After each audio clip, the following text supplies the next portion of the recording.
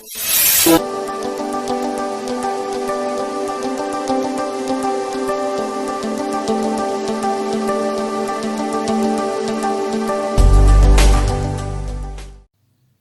And hello everyone.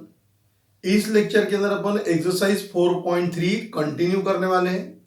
Previous lecture में अपने क्या देखा, एक थ्योरम देखा था 4.5 का। थ्योरम क्या था वो, general second degree equation in variable x and y. तो उसी के ऊपर से अपन ने एक्सरसाइज 4.3 के 1 से लेके 4 तक के प्रॉब्लम क्या किए थे, सॉल्व किए थे। आज अपने को उसी एक्सरसाइज में का प्रॉब्लम नंबर 5 क्या करना है, स्टार्ट करना है।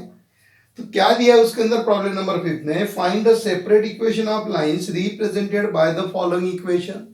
ये जो आपको इक्वेशन दिया हुआ है, इस इक्वेशन से अपने को सेपरेट इक्वेशन फाइंड आउट करना है। इसके पहले भी अपने सेपरेट इक्वेशन फाइंड आउट किए थे, लेकिन वो कैसे थे, both the lines are passing through the origin. ये जो दोनों लाइन यहां से मिलने वाली है, ये दोनों लाइन ओरिजिन में से पास नहीं होगी। फिर ये प्रॉब्लम सॉल्व करने के लिए अपने इसमें दो तरीके हैं। एक तो आप डायरेक्ट यहाँ पे a minus B whole square वाला का फॉर्मूला लगा दो, इनका आपस में मल्टीप्लिकेशन करो, y plus 1 means a plus b whole square वाला फॉर्मूला लगा के सिंप्लीफाई करके आप उसको कर सकते हैं आइदर में।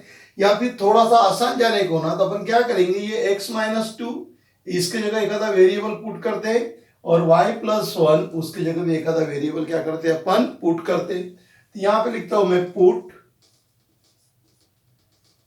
x minus 2 equal to m and y plus 1 equal to n। इसको मैं इक्वेशन नंबर 1 दे देता हूं। सो इक्वेशन 1 इंप्लाइज x माइनस 2 के जगह m लिख देंगे, ये हो गया m square minus 3 times m n plus 2 times y नहीं 2 times n square equal to 0। अब ये क्वाड्रेटिक इक्वेशन मिल गया आपको, तो इसके फैक्टर गिराना है।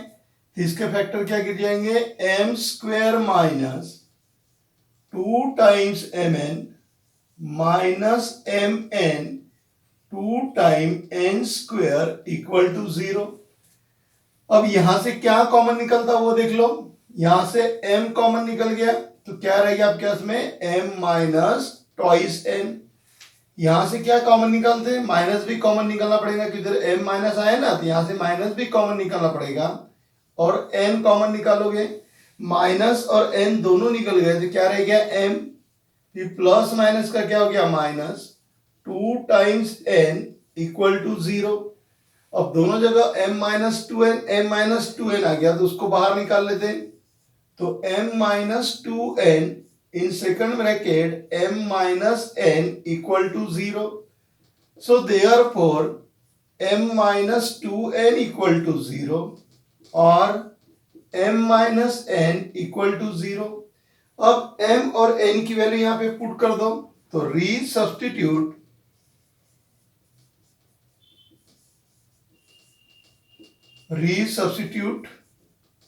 the value of m and n, m और n की वैल्यू क्या करना है, देखो रीसब्स्टिट्यूट करना है। m के जगह क्या लिखूंगा, x माइनस 2, यहां हो गया x minus 2 minus 2 times n के जगह क्या लिखना है, y प्लस 1 इक्वल टू 0। इधर भी m की value x minus 2 minus y plus 1 equal to 0। तो ये हो गया आपके पास में x minus 2 minus 2y minus 2 equal to 0। ये हो गया x minus 2 minus y minus 1 equal to 0। So x minus 2y minus 4 equal to 0 और x minus y minus 3 equal to 0। में these are the separate equation of the given lines। Okay, ये जो आपको equation दिया हुआ है, ये joint equation के ये दोनों क्या हो गए, सेपरेट इक्वेशन हो गए। ये कैसा है, जनरल सेकंड डिग्री इक्वेशन है, means the line is not passing through the origin. यहाँ पे देखो कांस्टेंट टर्म आ गई, यहाँ पर भी कांस्टेंट टर्म आ गई, मतलब ये लाइन ओरिजिन में से पास हो रही क्या, नहीं हो रही। तो ये जो सेपरेट लाइन है, इन लाइन का अगर मैं कंबाइन इक्वेशन निकालूंगा तो मुझे ये वाला इक्वेशन मिलेगा। Okay, so in this way we have to find out the separate equation of the lines from the general second degree equation. समझ में आ गया? ओके, आप इसको डायरेक्ट भी कर सकते हैं, लेकिन आसान जाने के लिए मैंने क्या किया, उनकी जगह m और n क्या किया, पुट किया। अब उसी में कहा सेकंड नंबर का प्रॉब्लम है, उसको सॉल्व कर लेते हैं अपन। ठीक है, यहां लिखना चालू कर दे, तो ये तो आपका पुराना प्रॉब्लम हो गया। सेकंड नंबर का प्रॉब्लम क्या दिया आपको, 10x plus 1 whole square, 10x plus 1 whole square plus in bracket x plus 1 second bracket y minus 2 minus 3y minus 2 whole square equal to 0 give as equation number 1। फिर से मैं x plus 1 की जगह एक आधा वेरिएबल पुट करूंगा, जैसे पिछला प्रॉब्लम सॉल्व किया था वैसा ही करेंगे। So put x plus 1 equal to m and y minus 2 equal to n. So equation 1 implies 10m square plus mn minus 3n square equal to 0. ये आपको क्वाड्रेटिक इक्वेशन मिल गया। चलिए इसके फैक्टर गिराएंगे। 10 इंटू माइनस 3 कितना हो गया, ये -30। एक पॉजिटिव रहता और एक क्या रहेगा, निगेटिव, तो क्या होगा 6 और 5, 6 5 30। ओके, माइनस साइन आ जाएगी तो क्या लिखेंगे, 10m square minus 5mn plus 6mn minus 3n square equal to 0। देखिए फर्स्ट टर्म में से क्या कॉमन निकलेगा, 5 कॉमन निकल गया, m कॉमन निकल गया, ये हो गया ट्वाइस m माइनस 5 बाहर है, m बाहर है, तो अंदर क्या रह गया n प्लस यहां से 3n बाहर निकालो, तो यहां पे रह गया twice m minus n equal to 0। अब twice m minus n second bracket 5m plus 3n equal to 0। So therefore twice m minus n equal to 0 or 5m plus 3n equal to 0। m और n की value put कर दो, तो resubstitute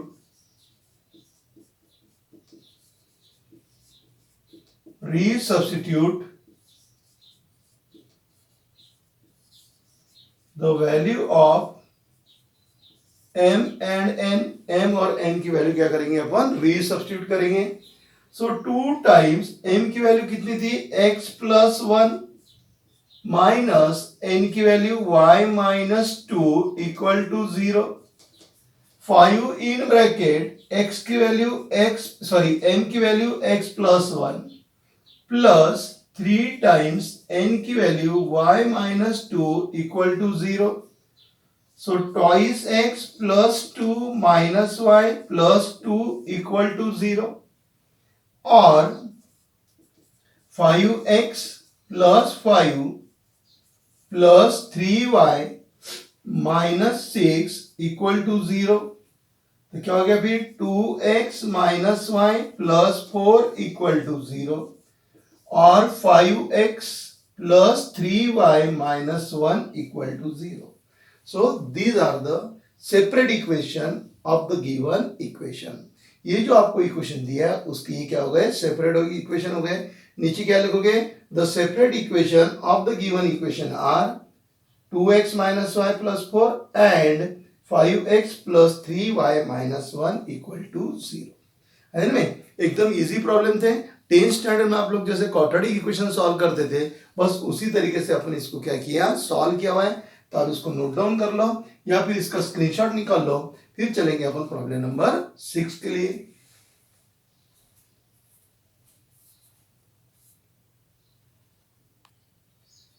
problem number 6, find k. Equation आपको दिया हुआ है 3x square plus 10xy plus 3y square plus 16y plus k equal to 0। ये जो आपको दिया हुआ है, ये आपको कौन सा इक्वेशन दिया है? General second degree equation. और यहां क्या कर रहा है अपने को? You have to find out the value of k. उसने आपको क्या दिया है? Find the value of k if the following equation represent a pair of lines. ये जो इक्वेशन है, ये इक्वेशन क्या कर रहा है? Represent a pair of lines. इसका ही मतलब पेयर ऑफ लाइंस की जो कंडीशन है, वो कंडीशन ये क्या करेगा? सेटिस्फाई करेगा। पेयर ऑफ लाइन की कंडीशन कौन सी है? Determinant is equal to 0। क्या बोला है उसने? The given equation represent a pair of lines. Given equation represent a pair of lines, मतलब given equation pair of lines का है। इसका ही मतलब वो पेयर ऑफ लाइन की जो कंडीशन रहेंगी वो क्या करेगा? सेटिस्फाई करेगा। अब पेयर ऑफ लाइंस की कंडीशन कौन सी है? Determinant is equal to 0। तो पहले अपन इसको कंपेयर करके ए बी एच वगैरह की वैल्यू निकालेंगे और फिर डिटर्मिनेंट इक्वल टू क्या करेंगे? अपन 0 करेंगे। तो मैं इसको इक्वेशन नंबर 1 दे देता हूं और यहां पे लिखता हूं कंपेयरिंग, क्योंकि पहले मुझे वैल्यू लगेगी ना। सो कंपेयरिंग विथ, किस साथ में कंपेयर करेंगे? ए एक्स स्क्वायर, बोलो general equation, twice h x y plus b y square plus twice g x plus twice f y plus c equal to 0. So therefore a equal to 3, twice h equal to 10, b equal to 3. अब x वाली term यहां से गायब है, absent है, तो जो absent रह गया उसका कोएफिशिएंट कितना लेते हैं अपन? 0 plus twice f equal to 16 और c इक्वल टू कितना हो गया? k। समझ गया? यहां पे देखो x वाली टर्म एब्सेंट होने की वजह से ट्वाइस gx का कोएफिशिएंट कितना हो जाएगा? 0 आ गया। तो यहां पे हो गया h equal to 5, g equal to 0, f equal to 8। फिर यहां लिखता हूं equation 1 represent a pair of lines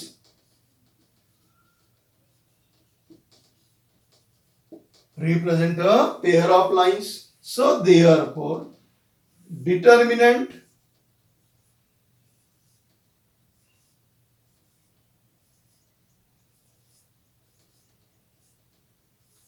is equal to 0, क्योंकि उसने बोला है कि ये equation pair of straight line है, पेयर ऑफ लाइंस ये करता है, रिप्रेजेंट करता है। इसका मतलब value of that determinant is equal to 0। और इसमें सिर्फ आपको ये जो वैल्यू निकाला हुआ है, ये वैल्यू इसमें पुट करना है। तो देखिए a की वैल्यू कितनी है? 3, h की वैल्यू 5, g की वैल्यू 0, फिर h की वैल्यू 5, b की वैल्यू 3, f 8 वैल्यू, g की वैल्यू 0, f की वैल्यू 8 और c की वैल्यू कितनी है? k is equal to 0। और ये डिटर्मिनेंट अपने को सॉल्व करते आता ही है। तो क्या होगा डिटर्मिनेंट में सॉल्व करेंगे तब अपन 3 इन ब्रैकेट, इन दोनों का मल्टीप्लीकेशन 3k माइनस इनका multiplication -5 in bracket 5k minus इसका और इसका 0 प्लस 0 इन ब्रैकेट इन दोनों का 40 माइनस 0, ओके, इक्वल टू 0। अब इसको क्या करेंगे? मल्टीप्लाई करेंगे। 3 3 जा 9k माइनस 64 इंटू 3, 4 3 जा 12, कैरी 1, 6 3 जा 18, 18 प्लस 1 19 माइनस इन दोनों का multiplication 25k equal to 0, okay. अब ये 25 का साइन माइनस है, इसका साइन प्लस है, तो 25 में से 9 चले गए, कितने रह गए अपने पास में? 16। तो ये यहां पे हो गया आपके पास में -16k इक्वल टू, इसको उधर भेज दिया, ये हो गया 192। देख लीजिए कैलकुलेशन बराबर है क्या? फिर उसके बाद में k equal to 192 upon minus 16। अब देखिए जिन बच्चों को डायरेक्ट डिवाइड कर देता मतलब 16 का टेबल अगर आता होगा तो आप उससे कर सकते हैं, नहीं तो फिर पहले 2 से करो। ओके, तो क्या हो जाएगा इसमें 16 से करूंगा तो 16 1 जा 16, ये माइनस साइन तो आ जाएगी आपकी। 16 1 जा 16, बचा कितना 19 में से 16 चले गया 3 रह गया, यहाँ पे 2 है तो दैट इज 16 2 जा 32। So therefore the value of k is equal to -12। तो k की वैल्यू क्या मिल गई अपने को -12 मिले। आयदन में क्या किया अपने इक्वेशन में, ये जो आपको गिवन इक्वेशन था ये equation pair of straight line represent करता। The given equation represent a pair of straight line. That's why the value of this determinant is equal to 0 because it is a condition if the equation represent a pair of straight lines कि ये determinant की value कितनी आएंगी 0 आएंगी। फिर ABC वगैरह की वैल्यू फाइंड आउट करने के लिए मुझे क्या करना पड़ा, गिवन इक्वेशन को जनरल इक्वेशन के साथ में कंपेयर करना पड़ा और सॉल्व करके मुझे किसकी वैल्यू मिल गई, k की वैल्यू मिल गई -12। अब अपन चलेंगे प्रॉब्लम नंबर 2 के तरफ, सेकंड उसमें का ही 2। कुछ प्रॉब्लम इसके अंदर एकदम इजी प्रॉब्लम आपको दी हुए पेयर ऑफ स्ट्रेट लाइन के अंदर, तो तैयार रहिए फिर प्रॉब्लम नंबर 2 के लिए। तब तक क्या आप इसका स्क्रीनशॉट ले लीजिए। ओके, सेकंड नंबर का प्रॉब्लम देखते हैं अपन क्या दिया है। यहां पर भी अपने को k की वैल्यू फाइंड आउट करना है। कंडीशन वही है आपके पास में, the equation represent a pair of straight line. तो पिछला जो अपने प्रॉब्लम सॉल्व किया था सेम उसी तरीके से सॉल्व करेंगे। तो इसको दे देते अपन इक्वेशन नंबर 1, कंपेयर कर लेते पहले अपन, comparing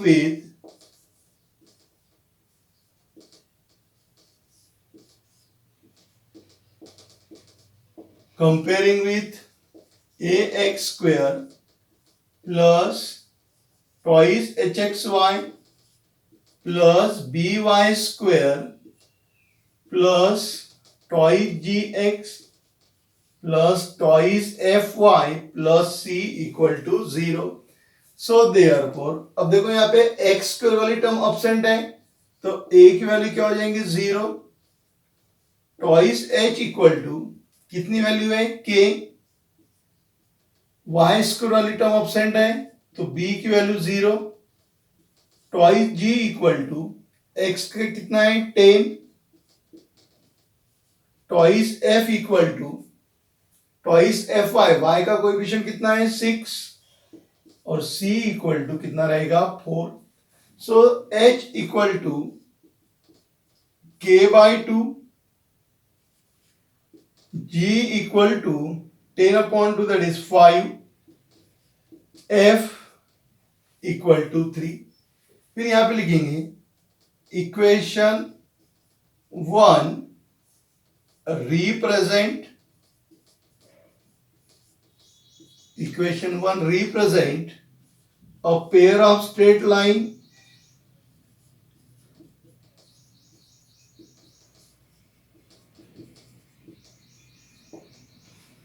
okay, so therefore value of the determinant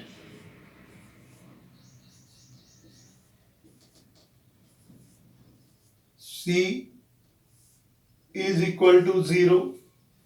चलिए वैल्यू पुट कर देते हैं अपन, a की वैल्यू 0 है, h की वैल्यू k/2 है, g की 5, h k/2, b की वैल्यू 0, f 3, g की वैल्यू 5, f की वैल्यू 3, c की value 4 is equal to 0।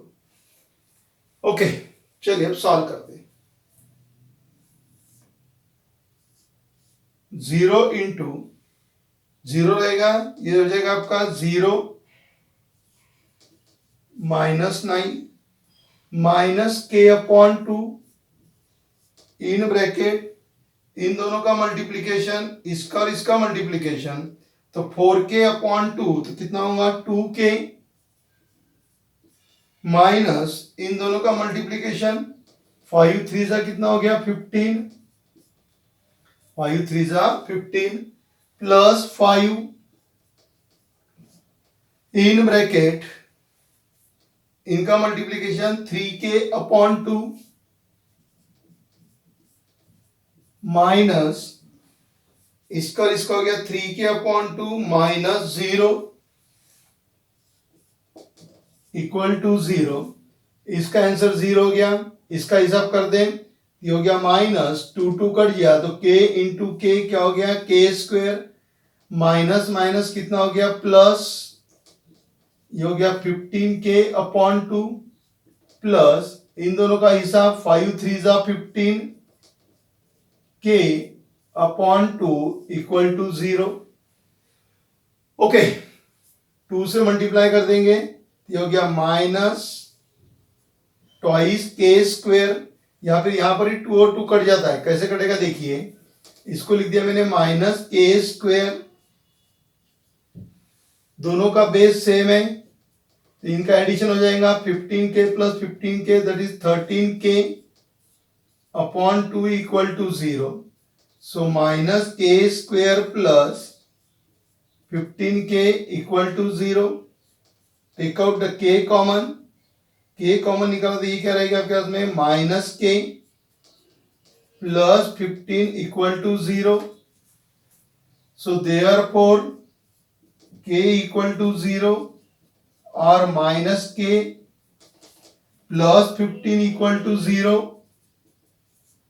So therefore k equal to 0 और k equal to 15, but k is not equal to 0, क्योंकि k की value 0 आएगी कि k is not equal to 0, therefore k equal to 15।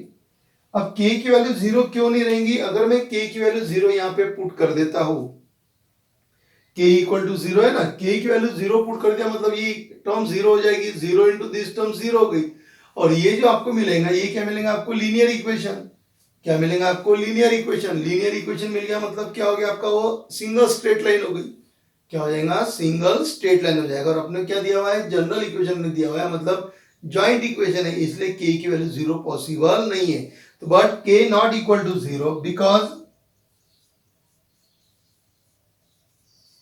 Because क्या लिखोगे? क्यों नहीं है k की वैल्यू 0 क्यों नहीं रहेगी? Because it is not a, अगर b k की वैल्यू 0 रहेगी तो वो पेयर ऑफ स्ट्रेट लाइन का इक्वेशन रहेगा क्या? नहीं रहेगा, because then it is not the equation of a pair of straight line. So therefore k is equal to 15। तो k की वैल्यू कितनी हो जाएगी आपके पास में? 15 हो जाएगी।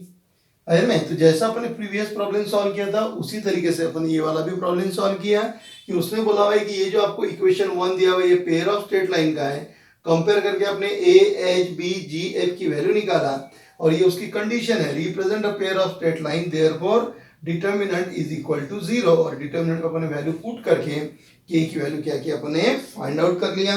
अब 6 में का जो थर्ड वाला है वो भी इसी तरीके से आपको सॉल्व करना है, तो वो आपके लिए मैं होमवर्क देता हूं। ओके, फिर अपन स्टार्ट करेंगे problem number 7।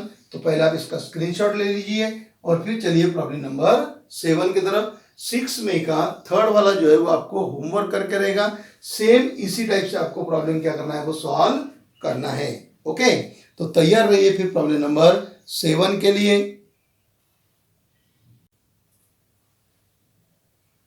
Problem number 7, what is given in problem number 7? 7 number के प्रॉब्लम में क्या दिया है? Find the value of p and q। तो यहाँ पे p दिया हुआ है और ये q दिया हुआ है, तो आपको p और q की वैल्यू क्या करना है? फाइंड आउट करना है।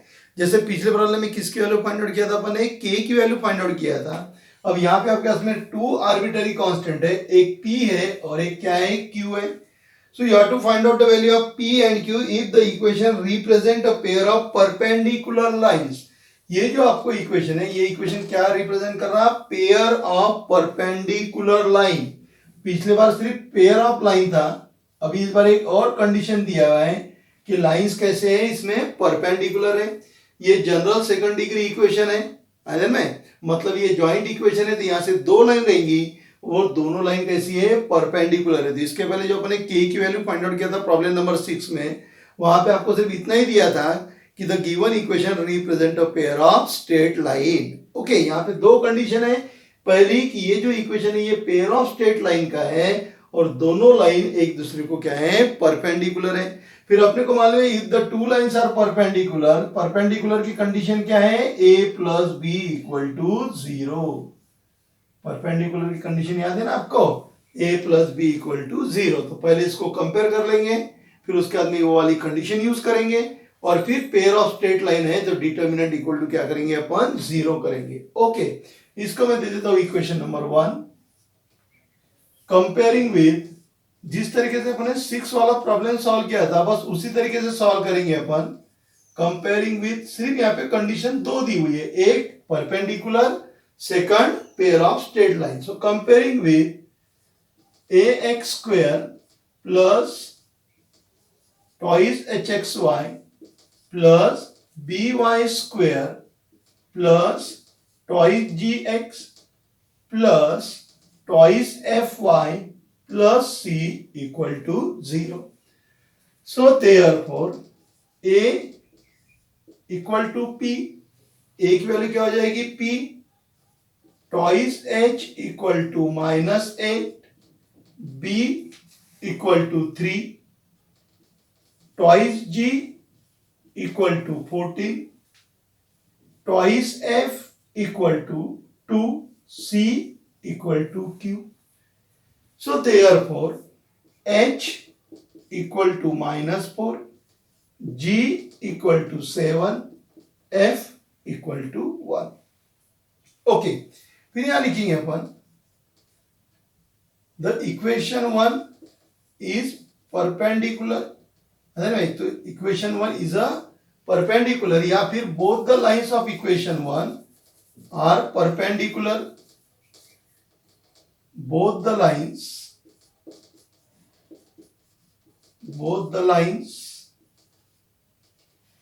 of equation 1 are perpendicular.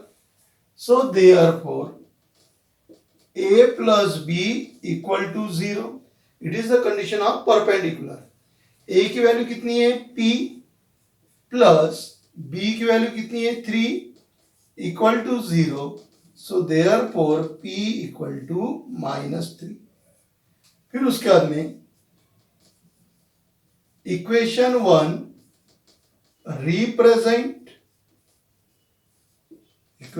represents a pair of straight line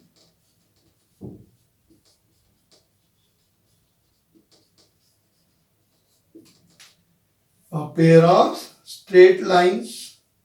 So therefore determinant a healthy girl having beautiful face going for college is equal to 0.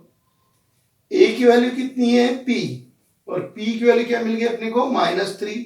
तो ये a जो है इसकी जगह क्या लिख दूंगा मैं, अब इस साइड में लिखता हूं। ओके, a की जगह लिखूंगा मैं -3, क्योंकि a की वैल्यू p है और p की वैल्यू कितनी निकाला -3, h की वैल्यू -4,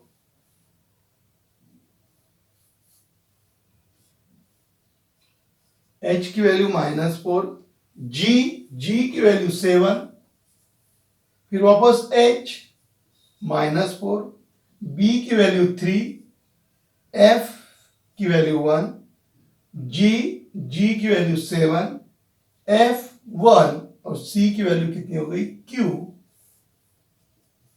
इक्वल टू 0. अब जैसा अपन डिटरमिनेंट सॉल्व करते हैं ना वैसे ही आपको सॉल्व करना है। तो -3, इन दोनों का मल्टीप्लीकेशन 3q -1 माइनस, और ये माइनस आके क्या हो जाएगा +4 हो जाएगा। इन दोनों का करेंगे तो -4q, इसका और इसका multiplication -7 plus 7 in bracket -4 minus 7 3 का कितना हो गया 21 इक्वल टू 0। इसको मल्टीप्लाई कर दो, -3 से मल्टीप्लाई करेंगे तो -9q +3, इन दोनों का multiplication -16q plus into minus minus 4 4 16q plus into minus minus 7 4 28 plus ये कितना हो गया -25 हो गया, -25 into 7, so that is -175 equal to 0। Okay, अब देखो ये भी माइनस है, ये भी माइनस है, तो दोनों minus. 9 plus 16 that is 25 Q. 16 plus 9 कितना हो गया? 25 क्यू। 28 में से 3 चले गए तो कितना हो गया? -25 हो गया। 28 प्लस 3, ये माइनस है तो -28 प्लस 3 -25, -25 और माइनस ये तो -200 equal to 0। So that is -25q equal to 200. So q equal to 200 upon -25. So therefore q equal to -8. q equal to कितना हो गया? -8। है ना? तो क्या आ गई आपके उसमें? p की वैल्यू आ गई -3 और q की वैल्यू कैसे आ गई? -8। p के लिए क्या किया था अपन ने? उसने बोला था कि represent a perpendicular line. So it is the condition of perpendicular line कि परपेंडिकुलर लाइन है, मतलब a plus B equal to क्या हो जाएगा? 0। वो वैल्यू अपन यहाँ पुट करके सॉल्व कर लिया तो बचा हुआ दूसरा आर्बिट्ररी कांस्टेंट की वैल्यू अपने को यहाँ पे मिल गई। समझ गया प्रॉब्लम? ये था आपका प्रॉब्लम नंबर 7। अब चलेंगे अपन प्रॉब्लम नंबर 8 के तरफ। तो आप इसको नोट डाउन कर लीजिए और तैयार रहिए प्रॉब्लम नंबर 8 सॉल्व करने के लिए। 8 नंबर का प्रॉब्लम दिया हुआ है 2x² plus 8xy plus py² plus qx plus twice y minus 15 equal to 0 represent a pair of parallel lines. Previous problem में क्या था? परपेंडिकुलर लाइंस, और अभी क्या दिया अपने को? पेयर ऑफ पैरेलल लाइंस दिया हुआ है। क्या दिया हुआ है? Parallel lines. अब पैरेलल की कंडीशन क्या है? h² minus A B equal to 0।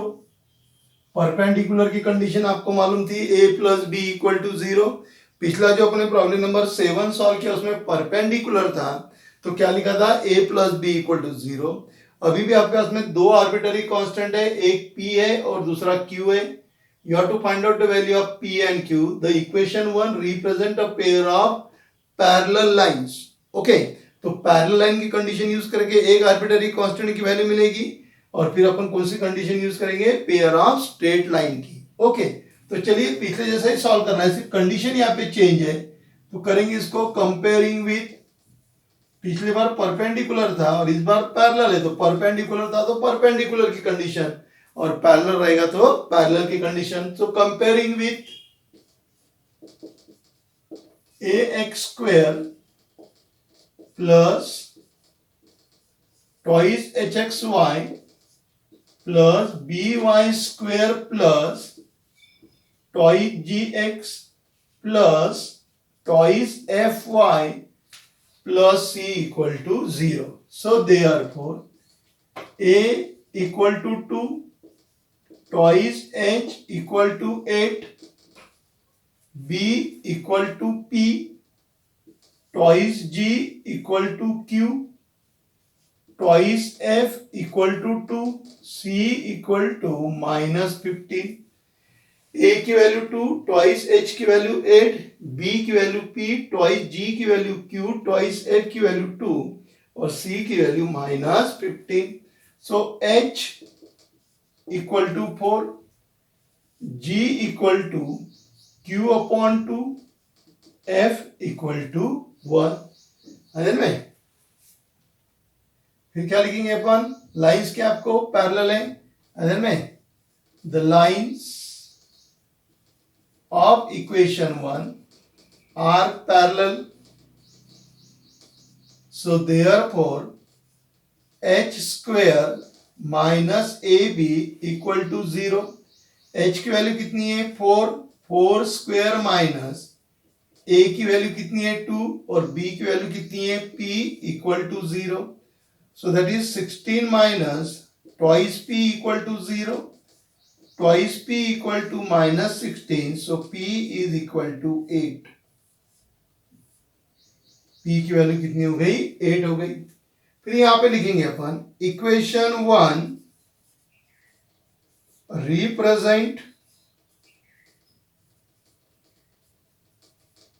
represents a pair of straight line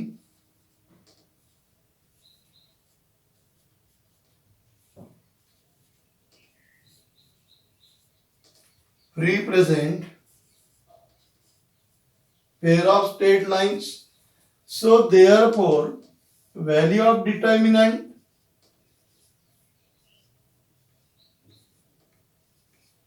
FC is equal to 0. अब से मुझे वैल्यू पुट करना है डिटरमिनेंट के अंदर. ए की वैल्यू कितनी है 2, एच की वैल्यू 4, जी की value Q upon 2, H 4, B की वैल्यू कितनी है पी, और पी की वैल्यू कितनी है 8. ये हो गया 8. एफ की वैल्यू 1, जी की वैल्यू क्यू अपॉन 2, एफ की वैल्यू 1 और सी की वैल्यू -50 इक्वल टू 0. ओके, अब सॉल्व करना है आपको. 2 इन ब्रैकेट, इन दोनों का मल्टीप्लीकेशन कितना हो जाएगा -120. फिर इन दोनों का मल्टीप्लीकेशन -1, -4, इनका मल्टीप्लीकेशन -60, इसका मल्टीप्लीकेशन -q अपॉन 2, फिर यह आ गया प्लस q अपॉन 2, इन दोनों का मल्टीप्लीकेशन 4 माइनस इन दोनों का मल्टीप्लीकेशन, तो 8 यहां पे आ जाएगा, यानी कितना हो जाएगा वो 4q इक्वल टू 0. ये हो गया -121, -121 का इनके साथ में मल्टीप्लीकेशन करना है आपको 2 के साथ में. यहां से माइनस, इधर से माइनस, माइनस बाहर निकाल लिया, माइनस बाहर आके इसके साथ में बन गया तो प्लस हो गया. प्लस होने के बाद में आप इसको 4 से मल्टीप्लाई करो, तो ये हो गया 6 4 जा 24. फिर ये हो गया मेरे पास में प्लस, क्योंकि अब से प्लस हो जाएगा साइन, ये माइनस में या माइनस माइनस प्लस कर दो. 4 6 जा 24, माइनस माइनस प्लस, 4q आएगा तो 2 से डिवाइड करेंगे तो ट्वाइस q हो गया, प्लस ये 4 यहां पे आ जाएगा 4q अपॉन 2, तो ये भी कितना हो गया ट्वाइस q. 4 है ना, 4 यहां पे आ गया तो 4q अपॉन 2 कितना हो गया twice q, plus into minus minus, फिर यहाँ पे 4 आ गया, साथ में q भी आ गया, तो ये हो गया 4q स्क्वायर, 2 से डिवाइड करेंगे तो ये हो जाएगा 2 time q square equal to 0. Okay, so that is equal to minus 2 1 जा 2, 2 2 जा 4, 2 1 जा 2, plus 2 4 0, twice q plus twice q, so that is 4q minus twice q square equal to 0. अब यहां से इसको माइनस करो, 242 में से 240 चले गए, मतलब 42 में से 40 चले गए तो बच्चा कितना -2. ये हो गया -2 plus 4q minus twice q square equal to 0.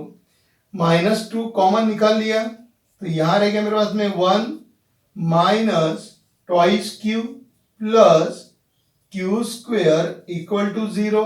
इसको उधर भेज दिया, ये हो गया मेरे पास में q square minus twice q plus 1 equal to 0.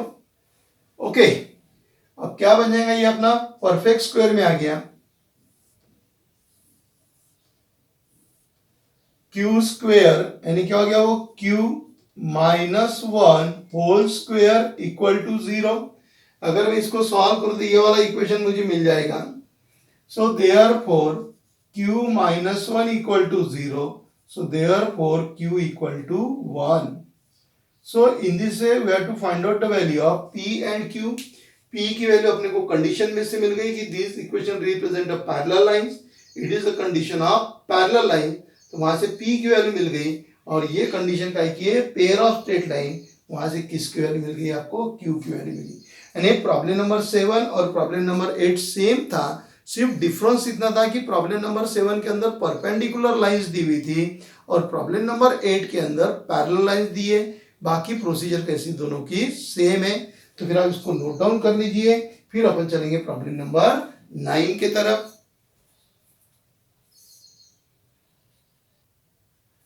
Problem number 9, what is given in problem number 9.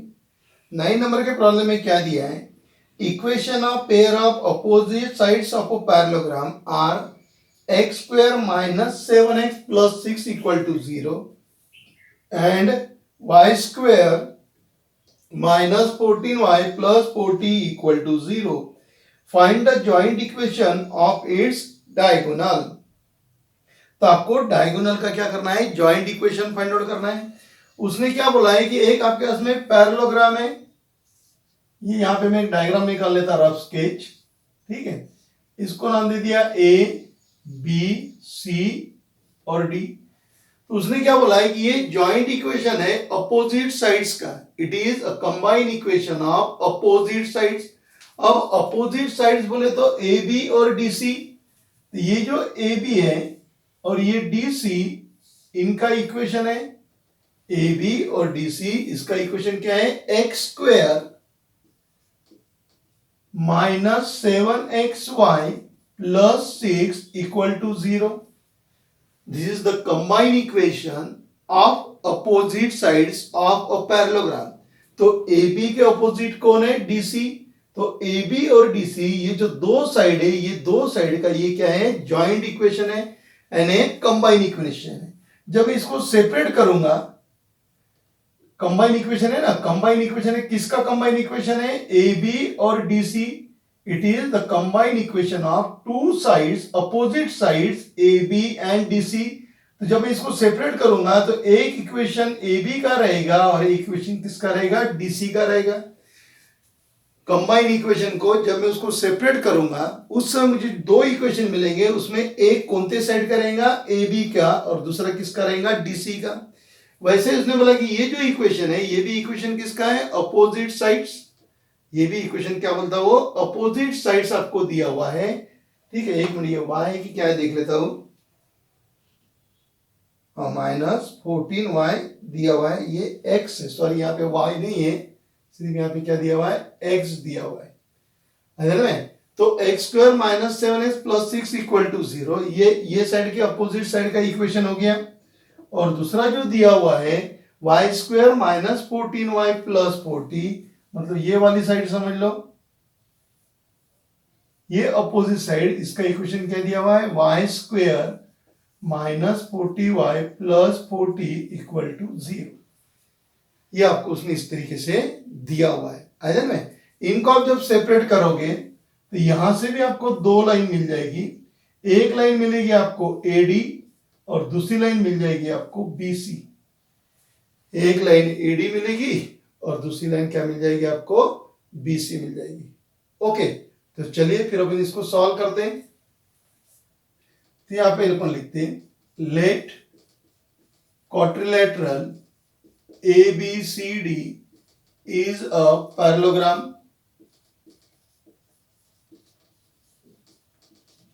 such as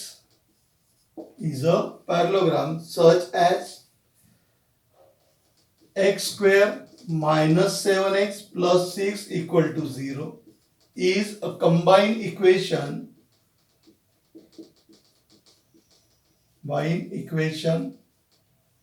of two lines,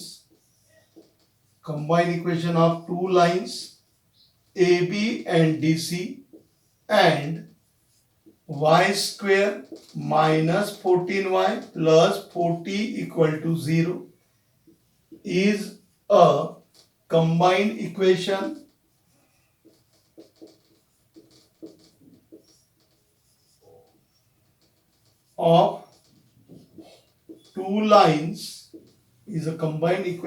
of two lines, AD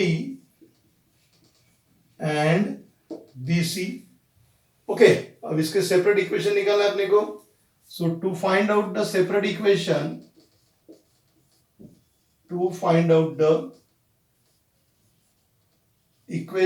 of lines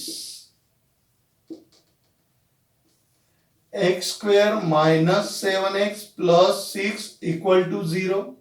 factor गिराते इसके, x square minus 6x minus x plus 6 equal to 0. x कॉमन निकाल लिया, x minus 6, minus common निकाल लिया, x minus 6 equal to 0. तो ये हो गया x माइनस 6, दूसरे ब्रैकेट में x minus 1 equal to 0. So x minus 6 equal to 0 और x minus 1 equal to 0. So therefore x equal to 6 और x इक्वल टू 1. तो ये इक्वेशन अपन ए बी का बोल देंगे और ये इक्वेशन किसका बोल देंगे, किसका था, combined equation of A B and D C. So therefore नहीं, ये ठीक है, यहां तक है. x minus 6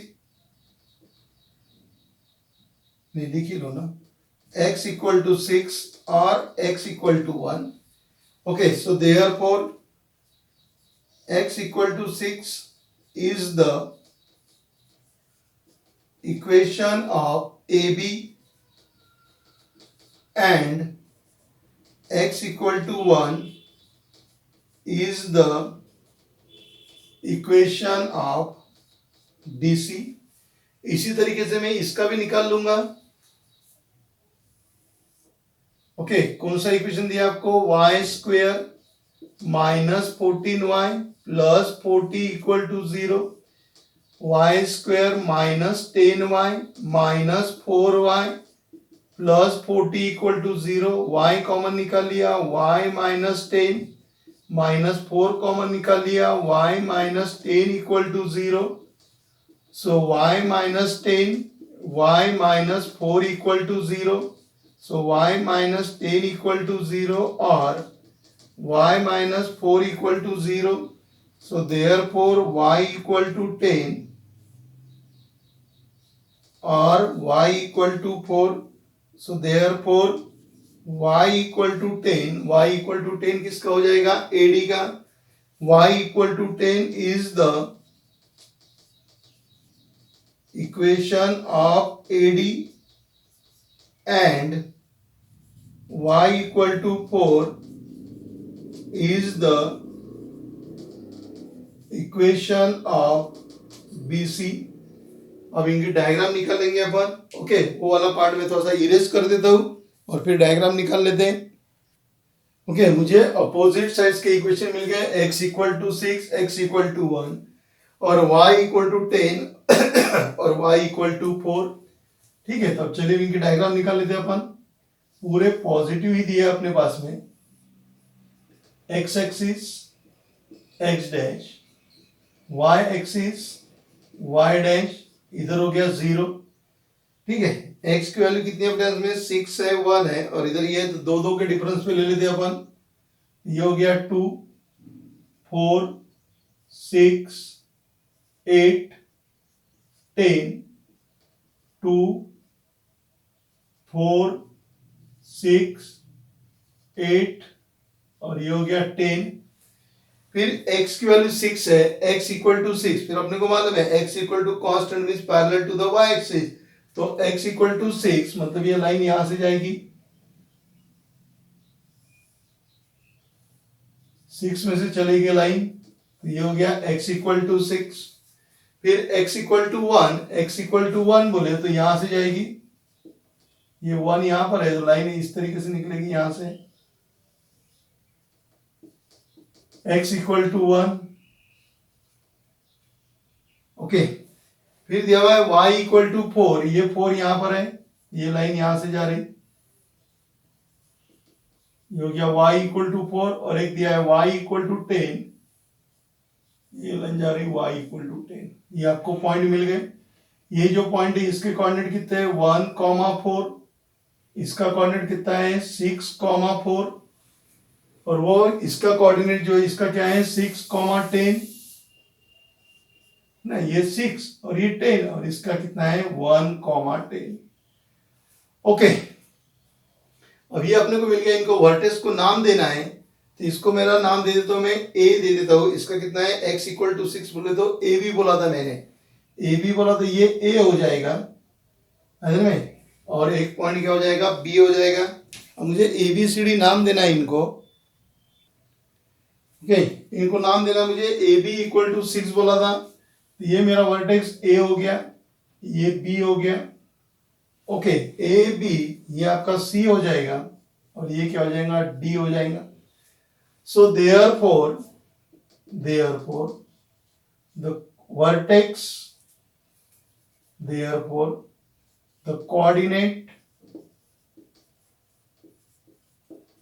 of vertex, therefore the coordinate of vertex of quadrilateral ABCD is A के कोऑर्डिनेट कितने हो गए 6,10, ये A के कोऑर्डिनेट, B के कोऑर्डिनेट कितने हैं आपके पास में 6,4, C के कोऑर्डिनेट 1,4 और D जो है उसके कोऑर्डिनेट कितने आपके पास में 1,10। ओके, अब मुझे क्या करना है डायगोनल की इक्वेशन फाइंड आउट करना है। अब मुझे यहाँ पे वर्टेक्स मिल गए, डायगोनल निकालना है, दो डायगोनल है, एक डायगोनल AC और दूसरा डायगोनल क्या हो जाएगा BD। में segment AC and segment BD be the two diagonals। क्यों निकालना मुझे डायगोनल्स में segment be the two diagonals, क्योंकि मुझे क्या करना है जॉइंट इक्वेशन फाइंड आउट करना है। किसका जॉइंट इक्वेशन फाइंड आउट करना है डायगोनल का जॉइंट इक्वेशन फाइंड आउट करना है। इसके लिए पहले मुझे क्या लगेंगे डायगोनल के इक्वेशन लगेंगे। तो first we have to find out the equation of diagonal. अब ये जो डायगोनल है AC डायगोनल है, इसका मुझे इक्वेशन फाइंड आउट करना है। अब इक्वेशन फाइंड आउट करना है तो क्या करूंगा मैं इसमें 2 पॉइंट फॉर्म यूज करूंगा।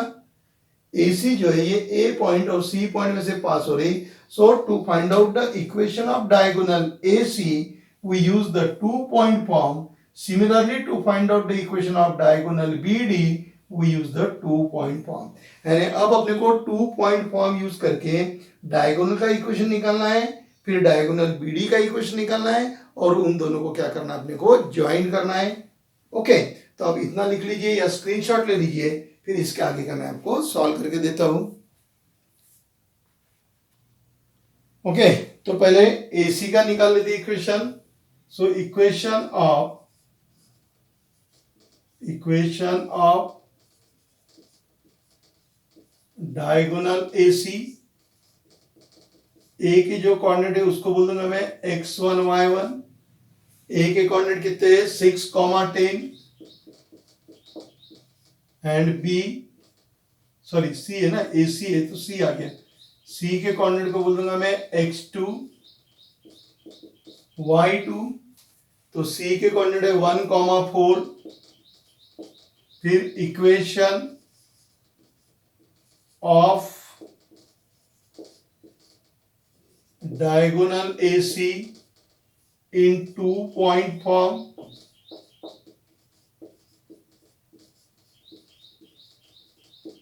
इज, अब 2 पॉइंट फॉर्म कौन सा था अपने को y minus y1 equal to y2 minus y1, x minus x1 equal to x2 minus x1।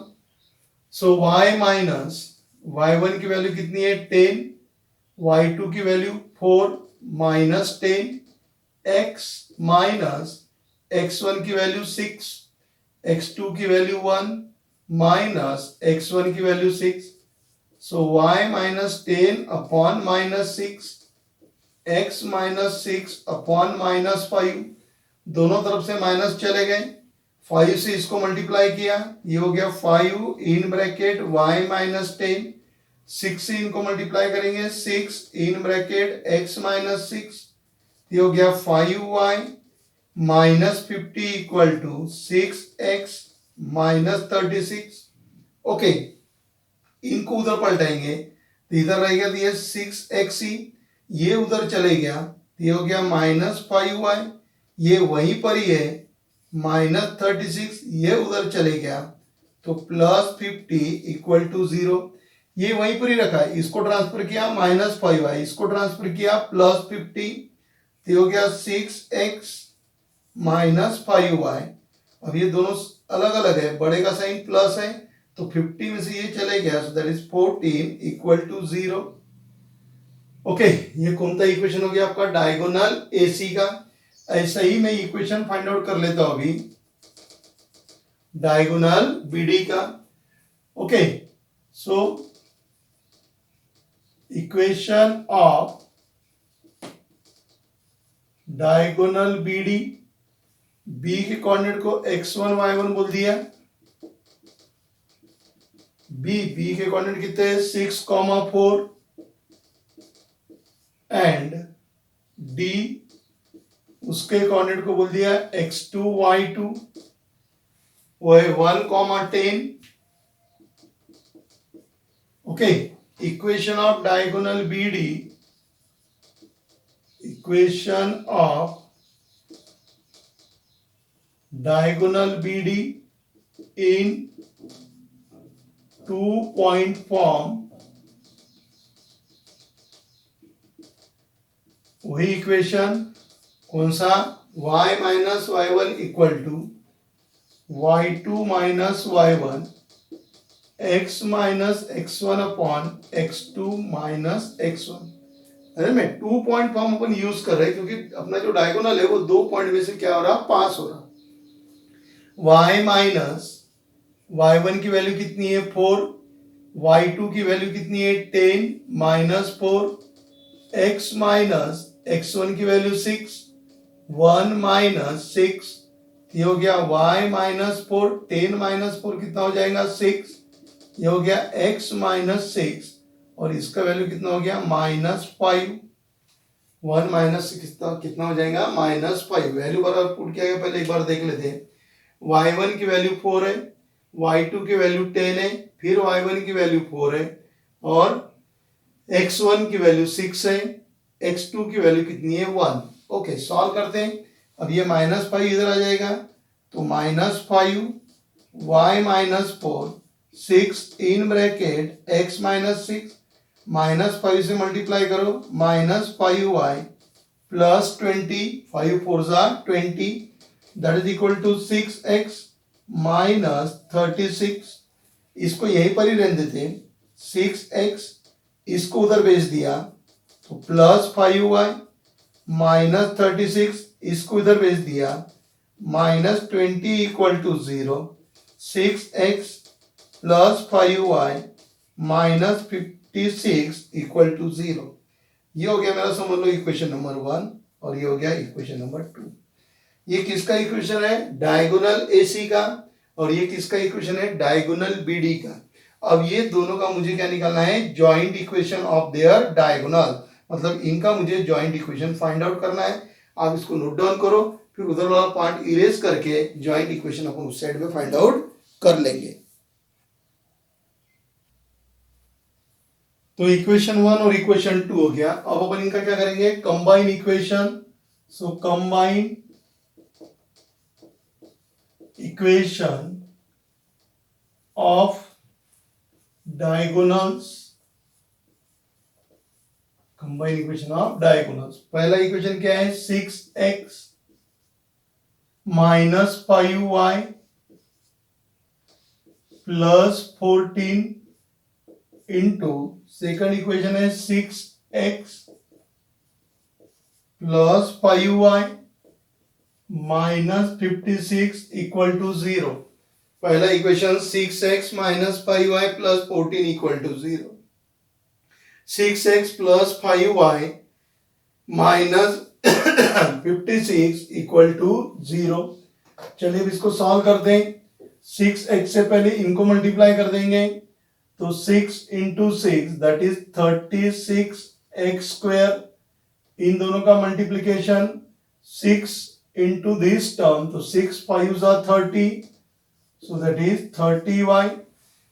Okay, पहले क्या कर रहे हैं अपन, ये सेकंड ब्रैकेट को 6x से मल्टीप्लाई कर रहे हैं तो 6 into 6 36x square, 6 5s are 30। अब इन दोनों का मल्टीप्लीकेशन 6 6 are, पहले तो मैं माइनस साइन दे देता हूं, 6 6 are 36, आ गया 3, 6 5s are 30 plus 3 33x। Okay, अब ये x इंटू वाई हो जाएगा, देखना ऐसा गलत हो जाएगा तो प्रॉब्लम हो जाएगा, फिर ये x इंटू वाई हो गया। ओके, अब 5y से मल्टीप्लाई करेंगे तो plus into minus minus 6 5s that is 30x into Y, फिर इसका plus into minus minus 5 5s 25y square, 5 का इसके अंदर मल्टीप्लीकेशन करेंगे that is minus into minus plus, 6 5 जा 30, आ गया बच गया 3, 5 5 जा 25, 25 plus 3 that is 28y plus इन दोनों का मल्टीप्लीकेशन करेंगे अब अपन, 14 6 जा 84, सो दैट इज 84x प्लस 14 7 जा 70y माइनस इनका मल्टीप्लीकेशन 14 6 जा 84 बचा 7, 84 बचा 8, 14 7 जा 14 15 70 plus 8, so that is 78 equal to 0 से मुझे एक बार चेक करने तो बराबर लिखा क्या, X square X into Y X बराबर है, फिर दूसरा क्या आ गया X Y Y square Y बराबर है, और एक्स वाई कांस्टेंट टर्म बराबर है। ओके, अब इसको सिर्फ सॉल्व करना है आपको, जितना सिंप्लीफाई कर सकते कर लो अपन। तो ये हो गया मेरा 36x स्क्वायर। अब देखो यहाँ पे x इंटू वाई ये दो टर्म्स है तो ये कैंसिल हो जाएगा, बराबर है ना, क्योंकि साइन तो गलत नहीं हुआ है, प्लस आ गया, ये प्लस इंटू माइनस क्या हो जाएगा, प्लस इंटू माइनस माइनस, तो ये x और ये कैंसिल हो गया। फिर रह गया मेरे पास में वाई स्क्वायर वाली टर्म, तो उसको लिख दिया मैंने माइनस 25y स्क्वायर। फिर x वाली टर्म, ये दो टर्म मेरे पास में माइनस 336, उसमें से 84 उड़ा देंगे अपन। ओके, ये बड़ी साइन है ये छोटी साइन है, तो 6 में से 4 चले गया तो 2 रह गया, 13 में से 8 आ गया तो कितना रह जाएगा, 1 रह जाएगा, और ये रह जाएगा 2, 4 प्लस 2 6, 8 प्लस 13 में से 8 चले गया तो 1 नहीं रहता, तो 13 में से 8 चले जाएंगे तो 5 रह जाएगा, तो ये हो गया मेरे पास में 252x। ओके, ये x का निकाल लिया। अब y की भी टर्म्स है मेरे पास में, ये तो दो टर्म्स मेरे पास में y की दी हुई है, दोनों का साइन सेम है, ये हो जाएगा y, 0 प्लस 0 कितना हो जाएगा 0, 7 प्लस 8 15 बचा 1, और यहाँ पे आ गया मतलब 350, यानी y का हो गया, और ये रह गया 784 इक्वल टू 0। ओके, ये आपका गया फाइनल आंसर। क्या है आपके फाइनल आंसर में, 36x square minus 25y square minus 252x plus 350y minus 784। इधर में तो क्या दिया था फिर आपको प्रॉब्लम नंबर 9 के अंदर, आपको प्रॉब्लम नंबर 9 के अंदर पैरेललोग्राम दिया हुआ था, और वो पैरेललोग्राम के अपोजिट साइड का जॉइंट इक्वेशन दिया था। फिर अपने क्या किया, वो जो अपोजिट साइड के जॉइंट इक्वेशन है उनको सेपरेट कर दिया, सेपरेट करके अपोजिट साइड्स के अपने इक्वेशन निकाले। फिर इक्वेशन निकालने के बाद उसके करस्पॉन्डिंग यहाँ पे एक अपने डायग्राम निकाली थी, उसपे से वर्टेक्स निकाले। वर्टेक्स मिलने के बाद में अपने डायगोनल AC का इक्वेशन फाइंड आउट किया इन 2 पॉइंट फॉर्म, डायगोनल BD का इक्वेशन फाइंड आउट किया with the help of 2 point form, और फिर ये दोनों डायगोनल का मैंने क्या निकाला, joint equation. So this is our required joint equation of their diagonals. आई बात ध्यान में, प्रॉब्लम थोड़ा सा लेंदी प्रॉब्लम है, बाकी ज्यादा कॉम्प्लिकेट प्रॉब्लम नहीं था। ओके, थोड़ा सा आपको कैलकुलेशन के ऊपर ध्यान रखना है। तो इस तरीके से मैंने ये प्रॉब्लम नंबर 9 यहाँ पे क्या किया है, आपको सॉल्व करके दिया हुआ है। अब चलेंगे अपन प्रॉब्लम नंबर 10 के लिए। आप इसको अच्छे से नोट डाउन कर लीजिए और फिर प्रॉब्लम नंबर 10 के लिए तैयार रहिए। Problem number 10, what is given in problem number 10। 10 नंबर के प्रॉब्लम में क्या दिया है, triangle OAB is form by the line x square minus 4x plus y square equal to 0 and the line AB, the equation of line AB is 2x plus 3y minus 1 equal to 0. Find the equation of the median of the triangle drawn from the origin. तो आपको median का equation निकालना है। पहले आपको देखना है कि आपको ट्राइंगल फॉर्म करना है। ट्राइंगल के लिए कितनी साइड लगती है, 3 साइड। ये जॉइंट इक्वेशन है, मतलब यहां से 2 लाइन मिलेगी, मतलब 2 साइड मिल जाएगी, और ये एक लाइन दिया है, मतलब ये एक, तो ये दोनों इक्वेशन मिला के आपका क्या फॉर्म हो रहा, ट्राइंगल फॉर्म हो रहा। तो इसका क्या करेंगे, ये जो अपने को जॉइंट इक्वेशन दिया हुआ है इसके बारे में सोचेंगे अपन। अब ये जो जॉइंट इक्वेशन दिया है ये पासिंग थ्रू द ओरिजिन है, क्योंकि देखो इसका भी पावर 1, इसका भी 2 है, मतलब ये होमोजीनियस सेकंड डिग्री इक्वेशन है। और ये कहां से पास हो रहा, ओरिजिन में से, means both the line are passing through the origin. तो चलिए अपन इसको डायग्राम निकाल लेते पहले, यानी फिर प्रॉब्लम सॉल्व करने के लिए अपने को क्या होंगी, आसानी होगी। ओके, ये जो इक्वेशन है, both the line passing through the origin, तो ये एक लाइन हो गई आपकी ओरिजिन में से पास हो रही, ये दूसरी लाइन हो गई आपकी ओरिजिन में से पास, ये ओरिजिन है अगर में। इस लाइन का इक्वेशन समझ लो, मैंने ए दे दिया और ए बी लाइन है ना, तो यहां से समझ लो आपकी ये लाइन कौन सी जा रही, ए बी, यानी ये ए हो गया और ये क्या हो गया, बी हो गया। ओके, ये जो लाइन है, ये लाइन का इक्वेशन में आपको दिया हुआ है, कितना दिया है, 2x plus 3y minus 1 equal to 0। अरे तो ये तीनों मिला के ओ ए बी आपका क्या बन गया, ट्राइंगल बन गया। अरे में ये जो है, ये आपको कौन सी लाइन दे रही, ओ ए और ओ बी, ये जो आपका जॉइंट इक्वेशन है, this is the joint equation of the two line passing through the origin. कहां से दोनों लाइन पास हो रही, ओरिजिन में से लाइन पास हो रही। तो पहली लाइन कौन सी है, ओ ए, और दूसरी लाइन कौन सी है, ओ बी, और तीसरी लाइन किसने दिया, यहां से अपने को ए बी लाइन मिली, because it is the equation of line A B. ये ए बी लाइन हो गया। अब उसने क्या बोला, you have to find out the equation of the median of the triangle drawn from the origin. Origin से मैंने क्या किया, इसके ऊपर एक ये निकाल दिया, समझ लो इसको मैंने डी नाम दे दिया, तो डी क्या हो गया मेरा, मिड पॉइंट हो गया। मीडियन है ना, OD is the median, you have to find out the equation of this OD, और ओडी क्या दिया आपको, मीडियन, ओडी मीडियन दिया है, इसका मतलब डी क्या हो जाएगा, मिड पॉइंट। तो ये जो पॉइंट ए है, इसके कोऑर्डिनेट ले लिए मैंने x1 y1, और बी पॉइंट के कोऑर्डिनेट ले लिए मैंने x2 y2। तो उसमें से ये डी जो है मीडियन है, तो क्या हो जाएगा, x1 plus x2 upon 2, y1 plus y2 upon 2।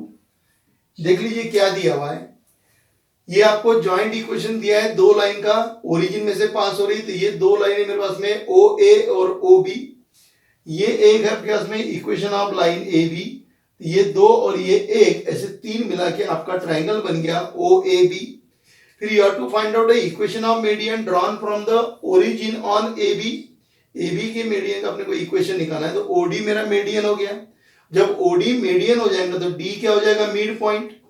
ए पॉइंट के कोऑर्डिनेट क्या है, x1 y1, बी पॉइंट के कोऑर्डिनेट क्या है, x2 y2, तो इसलिए डी पॉइंट के कोऑर्डिनेट क्या हो जाएंगे, x1 plus x2 upon 2, comma y1 plus y2 upon 2। है ना। अब देखिए करना क्या है आपको ओडी का इक्वेशन निकालना है, इसका ही मतलब आपको डी पॉइंट की क्या निकालना है, कोऑर्डिनेट निकालना है। ओरिजिन के तो कोऑर्डिनेट की टेंशन नहीं है, क्योंकि ओरिजिन के कोऑर्डिनेट क्या रहते हैं, 0 0।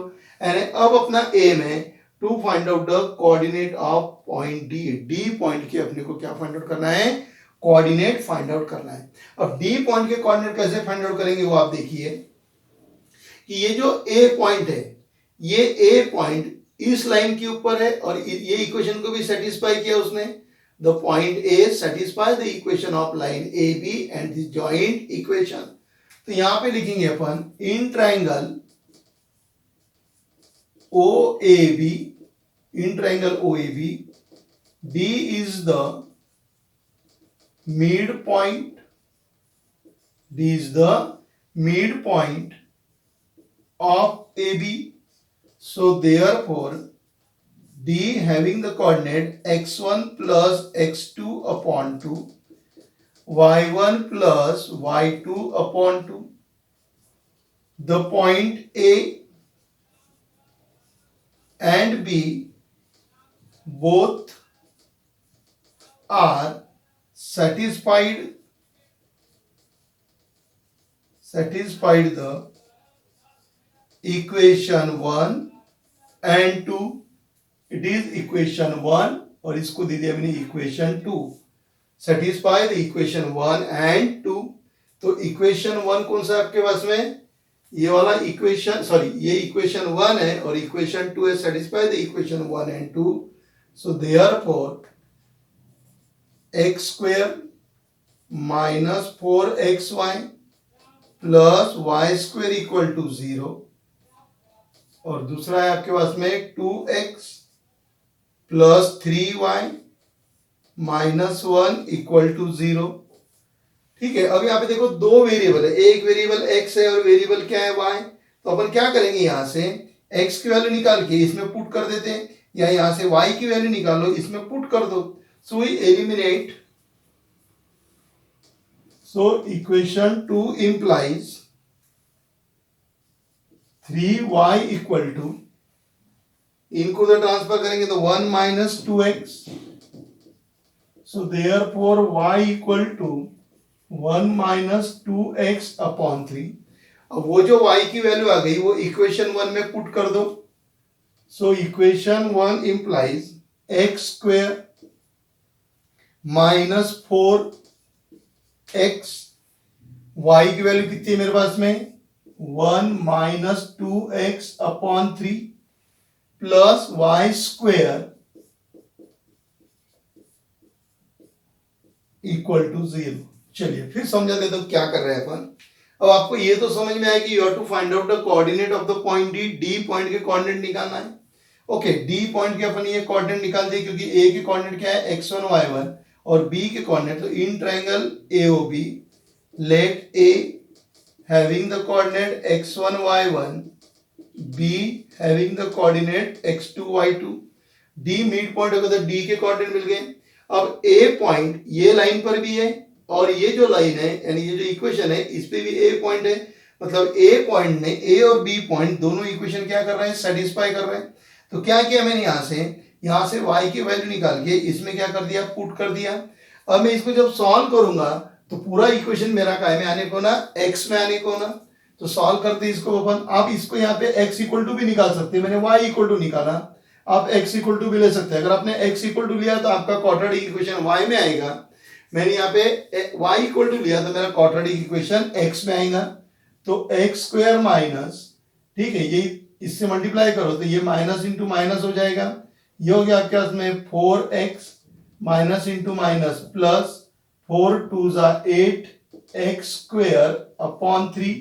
अब प्रॉब्लम ये आएगा कि ये जो माइनस है ये माइनस इसको दिया हुआ है तो इसको माइनस दे देते यहाँ पे अपन, क्योंकि ये माइनस अगर यहाँ रहेगा तो इधर प्रॉब्लम क्रिएट करेगा, क्योंकि ये माइनस से इसको मल्टीप्लाई कर चुके तो minus 4x minus minus plus 4 2 8 x cube plus, अब यहाँ पे 1/3 है तो उसको बाहर कर दो तो 1/9 हो जाएगा। 1/3 बाहर आके 1/9 a minus B whole square लगाओ, a square minus 2 times ab, a square minus 2 times ab plus 2x उसका square equal to 0। So that is x square क्या हो जाएगा इधर प्लस, ऐसा निकले तो मैं तकलीफ नहीं जाएंगी, 8x square minus 4x upon 3 plus 1/9, 1 minus 2 2 4x plus 4x square equal to 0। Multiply both the side by 9, दोनों तरफ को 9 से क्या कर देंगे, मल्टीप्लाई कर देंगे। तो इसको 9 से मल्टीप्लाई किया तो ये हो गया 9x स्क्वायर प्लस 9 से मल्टीप्लाई करेंगे तो 3 का जाके 3 बच जाएगा, तो 8 3 का कितना हो गया 24x स्क्वायर।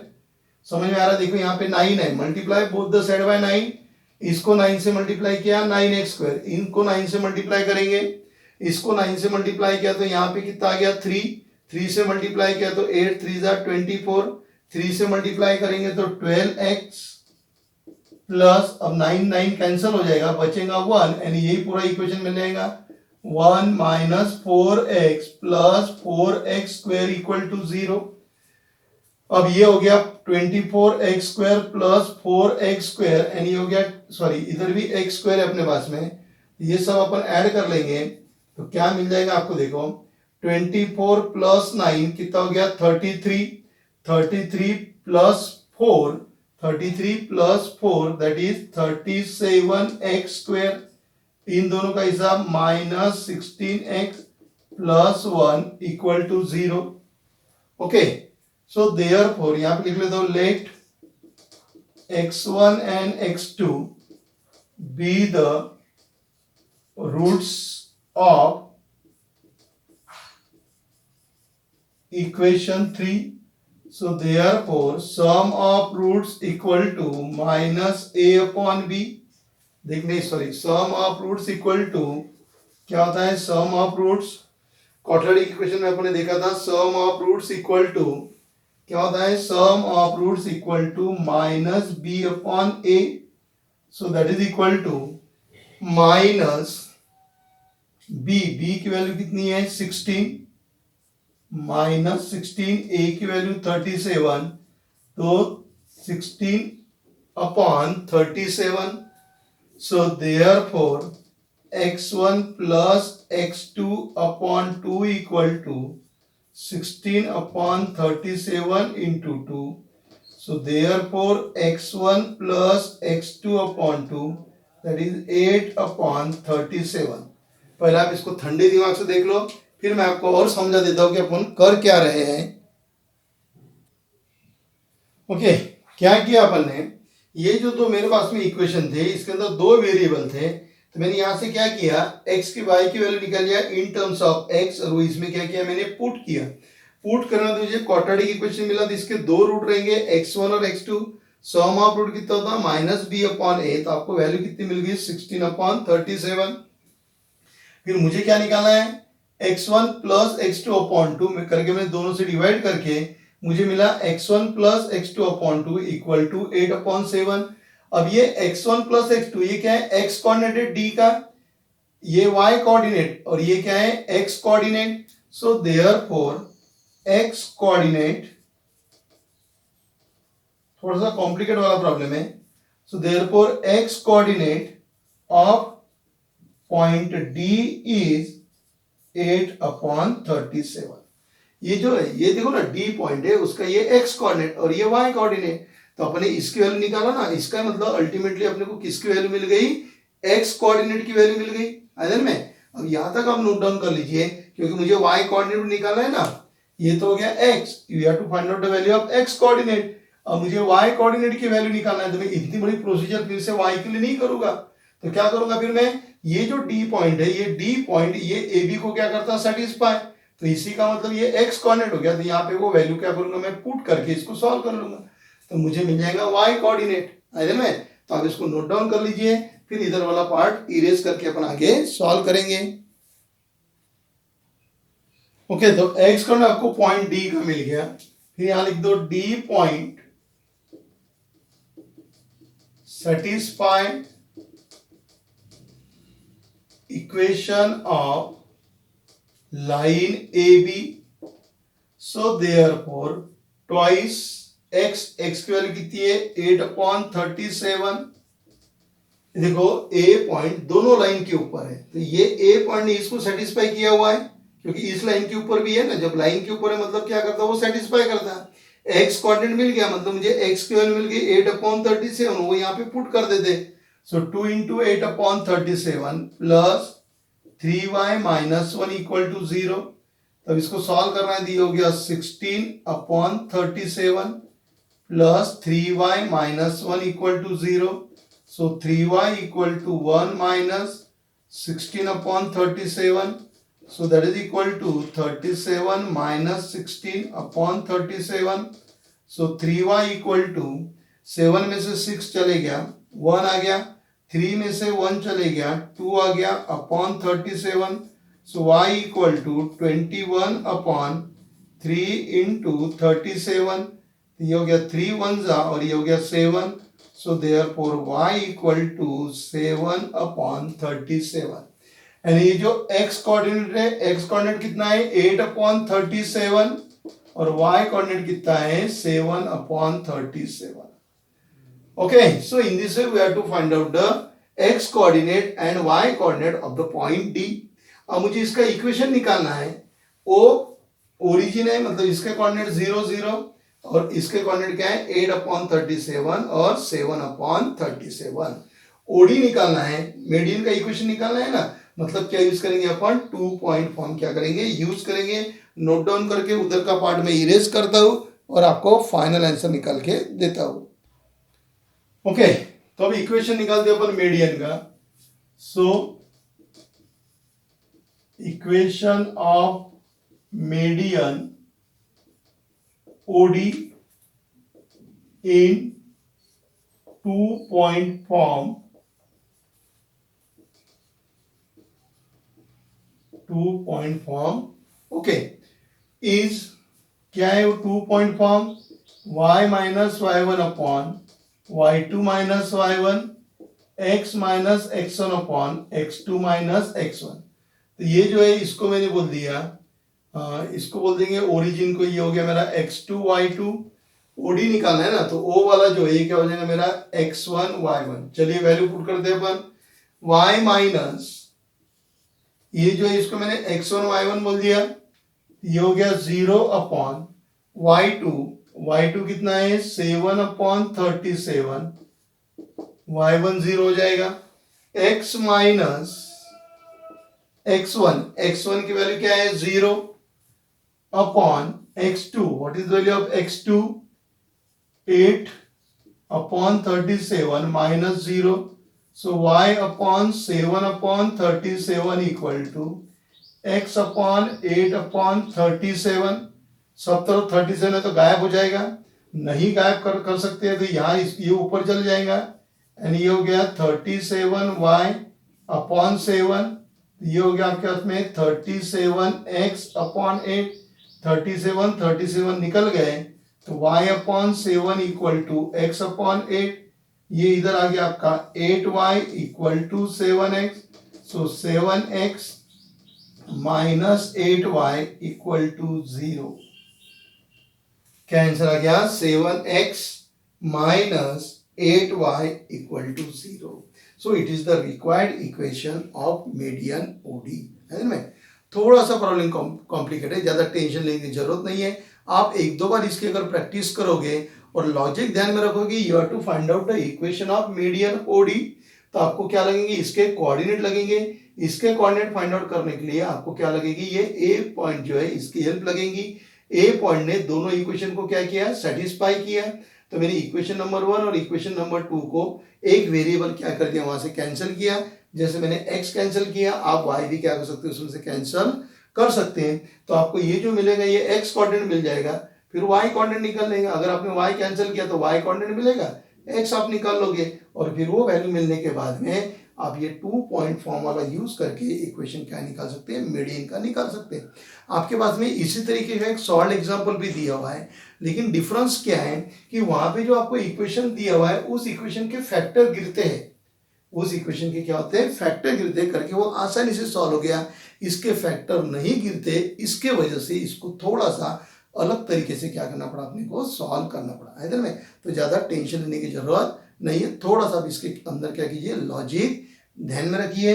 तो इस तरीके से आपका ये प्रॉब्लम नंबर 10 यहाँ पे क्या हुआ है, कंप्लीट हुआ है। अब चलते हैं अपन प्रॉब्लम नंबर 11 की तरफ। आप अच्छे से नोट डाउन कर लीजिए, ज्यादा घबराने की जरूरत नहीं है। Problem number 11, see here what is given in problem. Problem में आपको दिया हुआ है, find the coordinate of the point of intersection of the line represented by x square minus y square minus 2x plus 1 equal to 0। आपको क्या find out करना है, you have to find out the intersection point. ये जो आपको equation दिया हुआ है, इस इक्वेशन का आपको इंटरसेक्शन पॉइंट क्या करना है, फाइंड आउट करना है। और इंटरसेक्शन पॉइंट फाइंड आउट करने के लिए मैंने आपको एक टेक्निक बताई थी कि आपको कैसे ध्यान में रखना है। ये आपके पास में जो दिया हुआ है, डिटरमिनेंट की कंडीशन आपको मालूम है ना, पेयर ऑफ स्ट्रेट लाइन की कौन सी, a healthy girls having beautiful face going for college. इस पे से अपने को क्या करना है, वो ध्यान में रखना है। अगर आपके ध्यान में रहता है तो बहुत अच्छी बात है, और अगर ध्यान में नहीं रहता है तो इसकी हेल्प लेके अपन क्या कर सकते हैं, वो निकाल सकते हैं। अरे मैं कैसे निकालेंगे अभी अपन देखेंगे। ये आपको इक्वेशन दिया है तो मैं इसको इक्वेशन नंबर 1 बोल देता हूं। ओके, फिर क्या करेंगे, इसको अपन पहले कंपेयर करेंगे। सो comparing with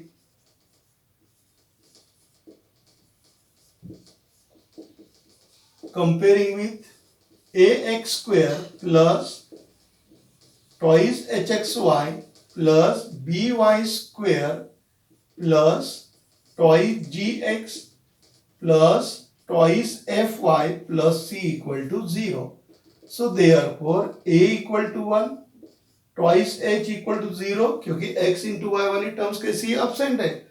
b equal to -1, twice g equal to -2, twice f equal to 0, क्योंकि y वाली भी टर्म कैसी है, एब्सेंट है, और c इक्वल टू कितना हो गया, 1। सो h equal to 0, g equal to -1, f equal to 0। फिर नीचे लिखेंगे therefore the intersection point, therefore the intersection point of 1 is, कैसे ध्यान में रखेंगे, मैंने आपको बताया था। पहले क्या करना है आपको, इन दोनों का करना है, मतलब HF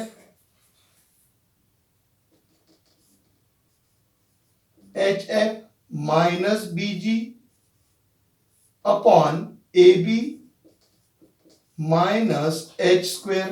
देख लीजिए, मैंने जो टेक्निक आपको बताई थी, क्या बताया था आपको, इन दोनों का HF minus BG upon AB minus H²। अब किसका रह जाएगा, इनका रह जाएगा अभी GH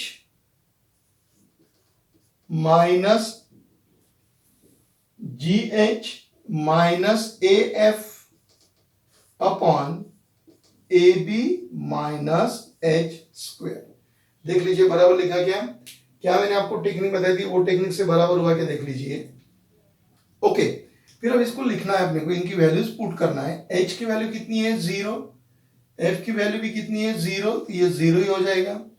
b की वैल्यू कितनी है, -1, b की वैल्यू -1, g की वैल्यू भी -1, a1, b की वैल्यू -1, h की वैल्यू 0, g की वैल्यू -1, h की वैल्यू 0, a की वैल्यू 1, f की value 0, 1 -1 0²। So that is equal to, ये हो जाएगा 0, minus into minus plus, plus into minus minus, 1 into minus minus, -0, ये हो गया आपके पास में 0 upon 1 minus 0। So that is equal to, ये हो गया -1 अपॉन -1, ये तो 0 ही हो जाएगा, यानी ये क्या हो गया आपका 1 -1 मतलब 1,0। ये हो गया आपका फाइनल आंसर, है ना। यानी ये जो आपको इक्वेशन दिया है जनरल इक्वेशन, इस जनरल इक्वेशन में दो लाइन है और वो दोनों लाइन का इंटरसेक्शन पॉइंट क्या है, 1,0, है ना। तो इस तरीके से अपने प्रॉब्लम नंबर 11 क्या किया, सॉल्व किया।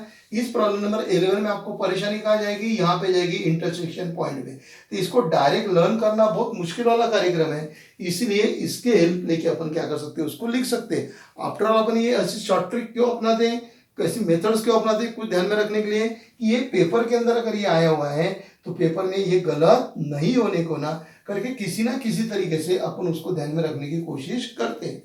ओके, तो ये आपका प्रॉब्लम नंबर यहाँ पे क्या किया अपन ने, खत्म किया।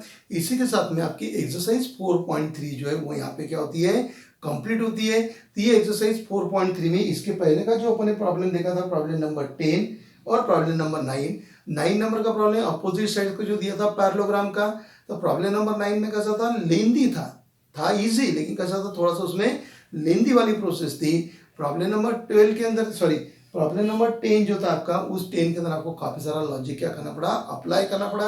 अगर सॉल्ड एग्जांपल के तरह अगर इसकी इस क्वेश्चन के फैक्टर गिरते थे तो इतनी परेशानी जाती नहीं थी, है में। तो 11 जो प्रॉब्लम है आपका, सॉरी 10th नंबर का जो प्रॉब्लम है उससे ज्यादा टेंशन लेने की जरूरत नहीं है। आप 2-3 बार उसको प्रैक्टिस कीजिए तो फिर अपने आप क्या हो जाएगी, आपकी वो स्टेप से या बहुत कुछ मेथड से उसमें कि वो आपकी लर्न हो जाएगी, है ना। तो यहाँ पे अपने एक्सरसाइज 4.3 खत्म किया और इसी के साथ में आपका ये जो चैप्टर है पेयर ऑफ स्ट्रेट लाइन, ये भी यहाँ पे क्या होता है आपका खत्म होता है।